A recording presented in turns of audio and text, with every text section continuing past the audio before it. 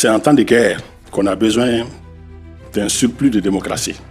Parce qu'en temps de guerre, il y a des activités militaires. Lesquelles activités doivent être soumises à un contrôle accru parlementaire pour éviter des crimes de guerre. Il n'y a pas plus affligeant que d'être tué par l'armée de son propre pays. Et ce régime se livre à des crimes de guerre. Je suis l'un des rares politiciens maliens du sud du pays qui ose le dire. Mais délibérément? Délibérément du nettoyage ethnique au nord du pays. Ce régime a déchiré un accord de paix. Un accord de paix internationalement paraphé. Celui de 2015? Celui de 2015. Celui de 2015 pour procéder à un règlement génocidaire de ces conflits avec les minorités ethniques du pays, qui sont les Touaregs notamment. Vous pensez que délibérément, le pouvoir malien aujourd'hui veut décimer les Touaregs? J'arrive. Monsieur, oui. Vous voyez aujourd'hui, s'il vous plaît, les attaques, les bombardements récurrents des drones sur les populations Touaregs, oui, déshéritées du nord, de l'extrême nord du pays, aux abords de Tinisawaten notamment, où les Kidalois ont trouvé refuge. Dans leur dernier retranchement, on les bombarde à mort, et au détriment d'un accord de paix. Et au prétexte que ces groupes signataires seraient devenus des terroristes. À l'inverse, aujourd'hui, les vrais terroristes terrorisent l'entier du pays, assurent un blocus sur la capitale. Oui. Est-ce que vous avez entendu une seule attaque des drones sur ces terroristes-là? Non. Pourquoi? Parce que c'est proprement raciste, c'est proprement génocidaire. C'est criminel. Les crimes de guerre de ces régimes est proprement raciste à plusieurs titres.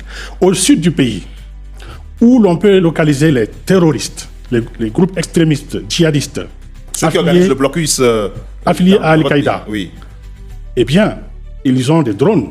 Pourquoi ils ne les bombardent pas? Parce que, en bombardant des drones sur des populations du sud, ça se verrait tout de suite au sud. Alors là, c'est comme ça que ces drones font des victimes civiles. Mais tous les jours, ces drones sont lâchés sur des bergers, sur des paysans, sur des nomades, sans aucune retenue. Sans aucun retenu. Aujourd'hui, le pays est bloqué par des groupes extrémistes. Justement, et on n'arrive pas. Justement, M. Touré, on n'arrive pas à déceler le taux. On est dans ce contexte-là où, au moment où d'ailleurs nous faisons cette émission, les écoles sont fermées. Absolument. Au Mali. Absolument. Les universités il y a même des régions où même les centres de santé sont fermés. Absolument. Mais dans ce contexte, vous comprenez que la lutte est difficile. Quand on n'identifie pas l'ennemi, le combat est tellement compliqué, c'est tellement asymétrique que quand on n'identifie pas l'ennemi, c'est difficile. Mais là, vous pensez que les ripostes du pouvoir malien sont plutôt dirigées vers les populations touareg? C'est leur obsession. Pourquoi? Parce que c'est triste à dire. Moi, je ne suis pas touareg. Hein. Mais oui, bien sûr. Je suis des Bougouni, du sud du pays, de l'extrême sud même du pays. Mais je ne tolère pas qu'un seul Malien soit tué par sa propre armée, sous le leadership criminel de cette gente-là. Je termine sur un point, parce que je pense que la deuxième partie du débat, et justement, on évoque les questions militaires, les questions économiques notamment. Oui, oui. On a parlé des crimes de guerre, donc il y a les crimes politiques de ces régimes, les persécutions politiques, les arrestations arbitraires, les enlèvements quotidiens. Pas plus tard que cette semaine, un certain Diallo a été enlevé parce que c'est une voix discordante contre le régime. Il a été arbitrairement enlevé. Des militaires sont arbitrairement enlevés, extrajudiciairement détenus. Ceux qui ont fomenté le coup d'État, c'est de ceux-là que vous voulez parler. Ils n'ont pas fomenté. Extrajudiciairement. Mais pas fomenté le coup d'État. S'il vous plaît. Je termine. Soyez bref. Je termine sur les crimes sociaux à l'égard des syndicats sudoyés, intimidés, des crimes économiques. Avec on reviendra. C'est affreux ce que c'est. Non, mais c'est pas. Chacun a la liberté et le droit de ses opinions, vous voyez. Oui, mais justement, on est dans un débat, ça peut vous déplaire. Mais ça peut vous déplaire. Mais je pense qu'il faut distinguer ce qui relève du débat public et ce qui relève de l'affabulation. Et ce que j'entends ici, c'est totalement de l'affabulation. Je vais vous dire pourquoi. Tchambel l'a dit, nous sommes en guerre. Et je vois que... vous êtes en guerre contre les populations. Contre le terrorisme. contre le terrorisme. Et qu'il ne condamne d'ailleurs pas. Ce qui est assez dommage dans ces contextes. Les terroristes, vous les avez pas condamnés, ça veut dire que vous êtes en acquaintance avec Ça, c'est votre affirmatif. Vous êtes très affirmatif là-dessus. Monsieur, suivez nous communiquer au lieu de nous diffamer. Et on va laisser M. Sidibé. Ce qui est assez dommage dans ces contextes, j'ai l'impression qu'il y a un certain nombre d'acteurs politiques qui essaient de surfer sur ces questions ethniques pour diviser davantage. Parce que, monsieur, il a rappelé en face, il n'y a pas eu, depuis l'indépendance du Mali jusqu'à nos jours, il n'y a pas eu un seul gouvernement où il n'y a pas de Touaregs dans le gouvernement du Mali. À l'heure où nous parlons, nous avons de hauts cadres de Touaregs qui sont dans l'administration publique. Donc, je pense que cette idée, non, en fait, c'est vous, vous essayez de stigmatiser vous-même dans vos discours les Touaregs, alors que les Touaregs font partie. Parce que vous êtes les Mali. Les Touaregs font partie de la société malienne. Mais les Touaregs, jamais une communauté ethnique, jamais une communauté, jamais. S'il vous plaît, vous n'entendez pas du tout ce qu'ils disent? Non. Vous pensez vraiment qu'ils sont dans la fabulation? Ils sont peut-être dans l'exagération. Non, je ne crois pas une seule seconde. Comme Tambel l'a dit, nous sommes dans une guerre. Il peut y avoir des victimes collatérales, mais je ne crois pas une seule seconde que l'armée malienne va viser expressément. Je suis en train de lui répondre. Il se trouve par hasard que les victimes collatérales ne sont qu'au sud, au nord. C'est ce qu'il dit. Non, par hasard. Ils ne sont qu'au nord. Absolument. On a fait combien de militaires dans cette guerre? Bien sûr. Combien de drones utilisés pour déceler l'autre sur Bamako? Combien de drones? Vous n'en avez plus de drones? S'il vous plaît, on laisse Sidibé finir. Je termine par là. Alors, à la question du drone, je pense qu'il faut avoir l'humilité que toi et moi, nous ne sommes pas des militaires. Nous ne sommes pas le mieux à savoir quel type d'armement il faut utiliser dans quel contexte. Moi, j'ai l'humilité pour reconnaître que je ne pourrais pas dire pourquoi le drone est utilisé dans tel contexte, pas un autre. Si vous avez la prétention de connaître les armes plus que le militaire, alors je vous laisse la responsabilité. Alors Amédou d'abord, puis je reviens à vous. D'abord, monsieur, je viens à vous tout à l'heure. Amédou d'abord, puisque il est autour de cette table, membre de la communauté qui se pose ici comme la communauté victime. Monsieur Sidibé vient de dire quelque chose de très important. Si vous allez me dire si c'est faux ou pas, et si ce que moi-même j'ajoute c'est faux ou pas. Tout gouvernement a contenu les Touaregs. Il y a dans l'armée malienne des Touaregs. Absolument. Il y a dans l'administration. Non, je n'ai pas fini. Dans l'administration malienne, il y a des Touaregs. Maintenant, quelle est la proportion du phénomène que vous décrivez? Si c'est vrai, pourquoi ces Touaregs qui sont aussi bien dans l'armée, au gouvernement comme dans l'administration, ne sont pas solidaires alors de vos dénonciations? Il n'y a que deux ou trois Touaregs, ils sont comptables du bout des doigts, qui sont à Bamako et qui sont acquis à la cause de la junte. Contre leur propre communauté. Contre leur propre communauté. C'est que ils le savent bien. Aujourd'hui, j'ai en face de moi un analyste, j'ai en face de moi un journaliste. Peu importe, on se connaît ou on ne se connaît pas. Bien sûr. Vous êtes malien. Nous sommes maliens, mais je reconnais que j'ai en face de moi des gens qui ne sont pas assez éliminés. Ils ne sont pas du tout assez éliminés. Alors donc, là, monsieur, voilà, on ne peut pas laisser passer ça. Ils ont la facilité de se justifier à ne pas donner. Ce qui se passe au Mali, c'est très très sérieux. Moi, je ne suis pas, ils ne sont pas plus maliens. Mais répondez dans les moi, je suis petit-fils d'un membre fondateur du Mali, un officier de la gendarmerie. Et j'ai mon cousin qui a été tué à Tarkin en 2000. J'ai mon cousin qui a été tué par les Junim à Tarkin dans la région de Gao en février 2020. Donc, ils disent que nous ne condamnons pas le terrorisme a vaincu l'armée malienne en juin 2009, lorsque les colonels Lamana et Hama ont été tués et que la Mauritanie est venue en 2010 faire des opérations dans le nord de la région de Tombouctou, à Hassissidi, et que l'armée malienne est restée dans une position laxiste. Et c'est de là que l'armée malienne a commencé à battre en retraite et à s'affaiblir. Mais là, Assimi Goïta n'est pas responsable de ça. Aujourd'hui, tous les Maliens traînent comme eux, ils sont là. Parce que moi, je porte le turban, on fait le prisme sécuritaire sur le Touareg. Donc, personne ne vous a dit ça. C'est ce que vous dites. Vous avez été très affirmatif en disant que nous n'avons pas condamné les terroristes. Ici, autour de ce plateau, est-ce que vous les condamnez? Bon. Je vous pose une question. Est-ce que la question nous a été posée? On est d'accord. Moi, vous avez posé la question. Pour moi, c'était tellement évident qu'on n'avait pas besoin de terrorisme sans que vous l'entendez de nous. Mais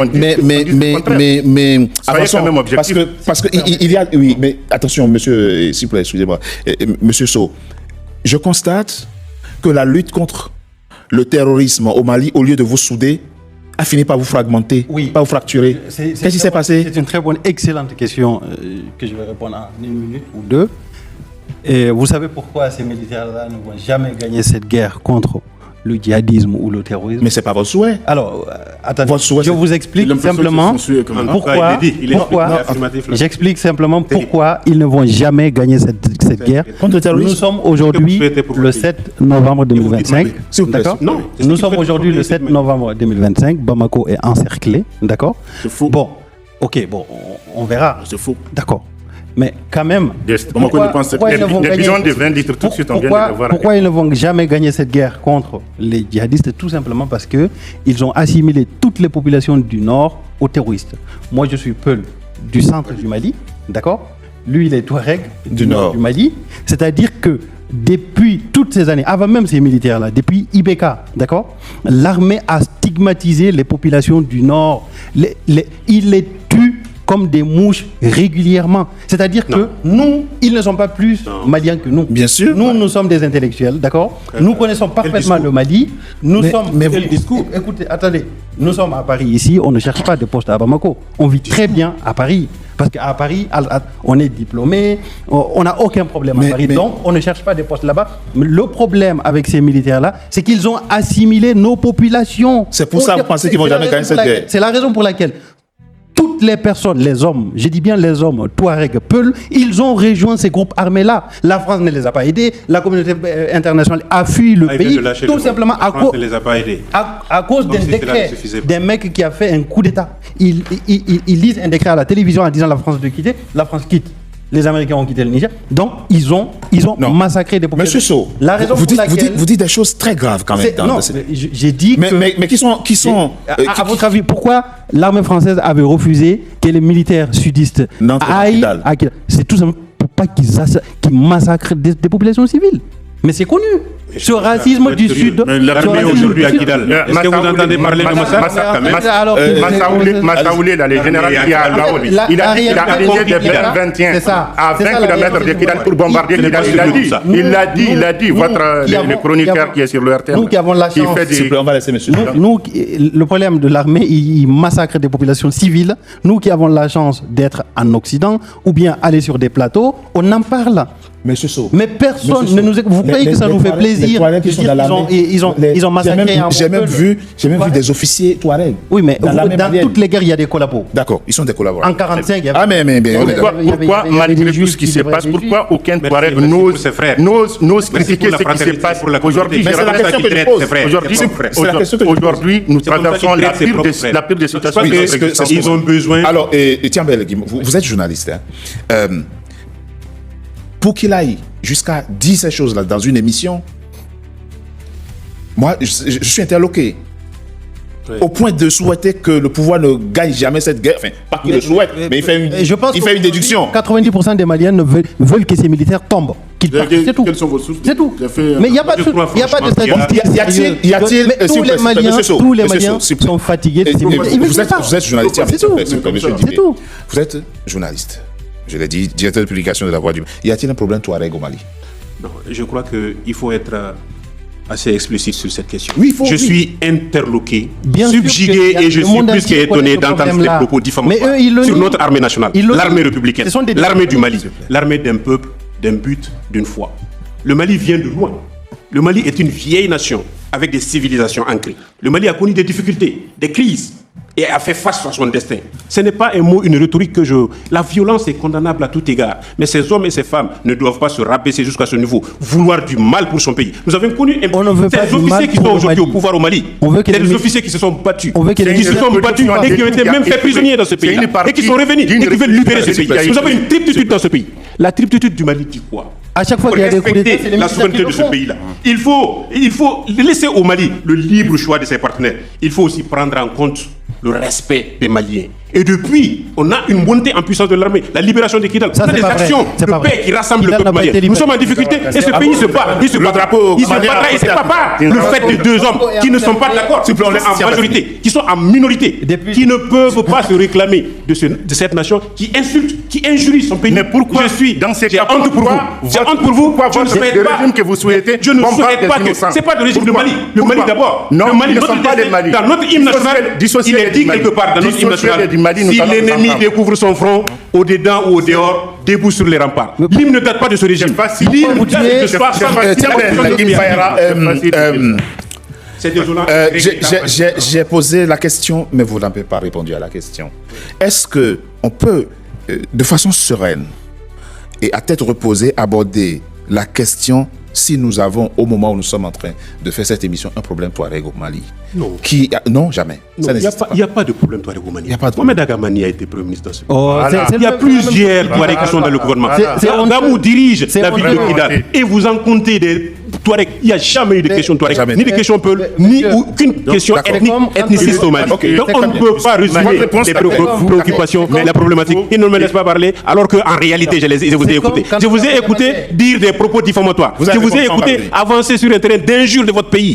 Et j'ai honte pour vous. Et j'ose imaginer que vous allez regarder le peuple en face, répéter ces propos-là. Vous qui tuez le peuple, est-ce que vous pouvez regarder le peuple? Je propose qu'on marque une coup de pause.